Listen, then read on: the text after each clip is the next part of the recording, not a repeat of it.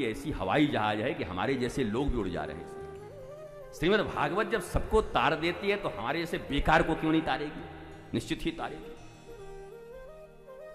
हमें रिस्पॉन्ड करना है। And human behaviour like a devotee, गुरु से प्राप्त ज्ञान के अनुरूप किसी भी विषय, किसी भी वस्तु, किसी भी बात का रिस्पॉन्ड करना है, रिएक्ट नहीं करना। Reaction, don't be reactive, always be active. पर एक्टिव भी वो ट्रक वाला नहीं, कर्म ही पूजा है। वो पढ़ पढ़ के कितने लोग पागल, कर्म ही पूजा। कौन सा कर्म पूजा है पहले ये बता दे। पहले कर्म का पूरा तो लिखवा दे सिद्धांत गीता के अनुसार कि कर्म अकर्म विकर्म किसे कहते हैं, पहले ये तो पता हो भारतीयों को। कर्म ही पूजा। गुरुजी हमको धर्म और हमसे नहीं मतलब, हम पूजा पाठ से मतलब नहीं, तो कर्म को ही पूजा करो। मतलब कर्म कूटो तुम जिंदगी में। अभी आधे जिंदगी कूटे हो, 55 साल हो गया है, अब कुछ ही देर के बाद दांत ऐसे तुम्हारे निकल जाएंगे। कर्म कूटो बैठ के, कर्म कर रहे हैं, कर्म।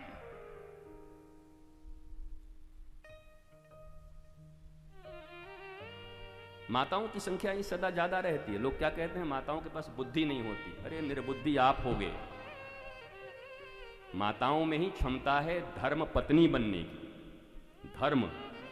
धर्म अगर कोई कर सकता है तो माताओं के द्वारा ही हो सकता है। माताओं के संबंध में तो ऐसी ऐसी बातें, वैज्ञानिक बातें कि व्यासपीठ से मैं करूं कि न करूं कभी कभी सोचता हूं।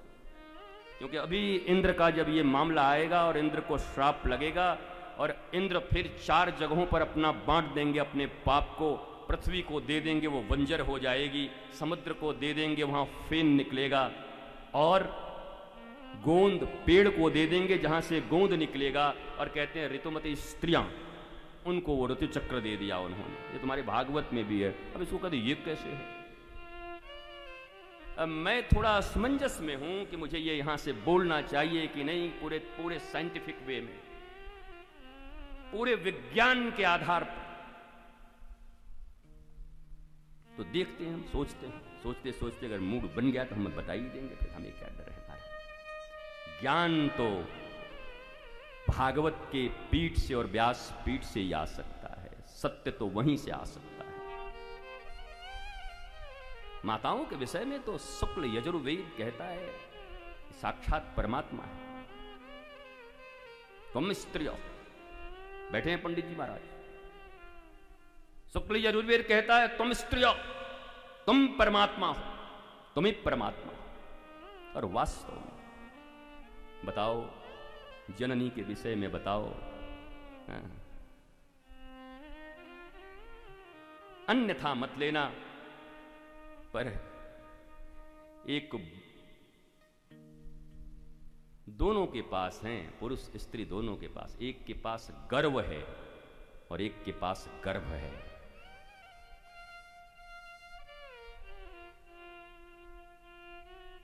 वो रिसीव भी करती, कंसीव भी करती। परमात्मा के रूप में व्याख्या दे रहा हूं यजुर्वेद के अनुसार।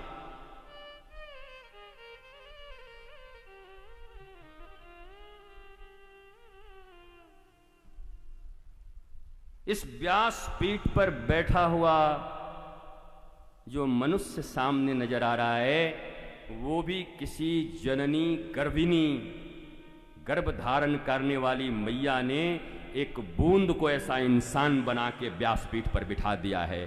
वो स्त्री परमात्मा है, वही मां है।